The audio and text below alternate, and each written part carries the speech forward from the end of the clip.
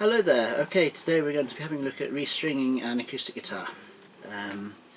So I have a few tools with which to do it. The string winder just makes life a lot quicker, and trusty smart tuner there. And I'm going to put a set of D'Addario Fossi strings, which are good kind of middle of the road string quality. The guitar's a nice old 1990s Guild Jumbo. Right, so the first job is just removing the strings. You can do this by hand quite easily enough, but it's just a lot quicker. We've got one of these little devices to speed it all up. So I'll just use the string winder to take most of the tension off, and then I should be able to unloop these by hand fairly quickly.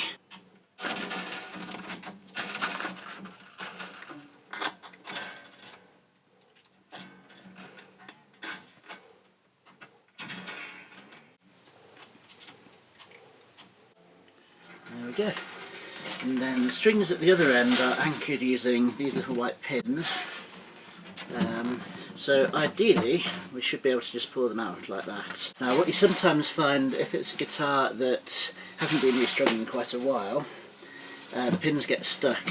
So there's two ways around that. Most string winders come with a little notch attached. You can put them either side of the bridge. It gives you something to grip to pull them out. Now, the only danger with that is if they're really firmly stuck in there, you can end up with a situation where you end up taking the head off the pin, and then you're stuck with a pin, half a pin trapped inside the peg.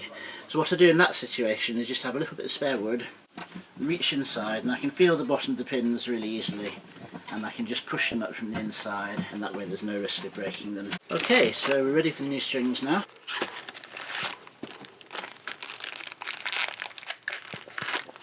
The nice thing about D'Addarios is they come with coloured ends to tell you which ones are which. The way pins actually work is they have a notch cut through them, in which the string passes through and out the other side. So what we don't want is the ball to be resting on the bottom of the pin, where it will pull it back out as it comes up. See in close up now, we're going into the hole, and the pin's going in with the slot facing forward. I've got my finger over the end of the pin, and I'm just giving it a tug to make sure that's locked into place. Okay, so at this end we're going through the hole in the tuner, and I'm leaving a bit of slack so I've got stuff to wind around the tuner. I'm going to put a little notch in on the edge of the hole. I'm going to go around the top once, and then subsequent times are going to go underneath so it stacks underneath. Probably got enough slack to do another turn there before I go onto the string winder. I'm trapping the string with my forefinger and thumb on my right hand, and that makes it nice and easy to quickly wind all the slack onto the peg. Keep going with the rest of the strings now. At this point, if you want to pop off and make yourself a brew, I'll get the remaining strings on and we'll meet up in a second to tune the thing. There we go. Excellent. Lovely. Lovely stuff. Right, we'll just get rid of the old string ends. So I'm cutting these off with about ½ centimetre from the tuner. I'm trying really hard not to cut the actual string length off, so I have to replace the string.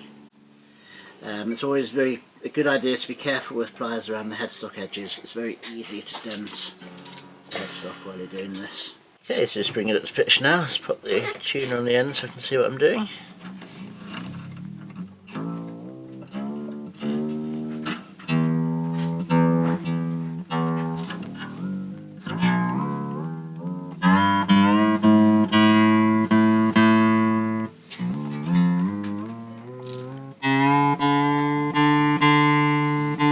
And we're in tune.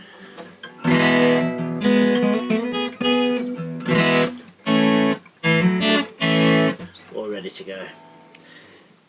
Okay, well thanks for watching. If there's anything else you'd like to see done as a tutorial, please leave a comment for us and we'll do our best to come up with something for you.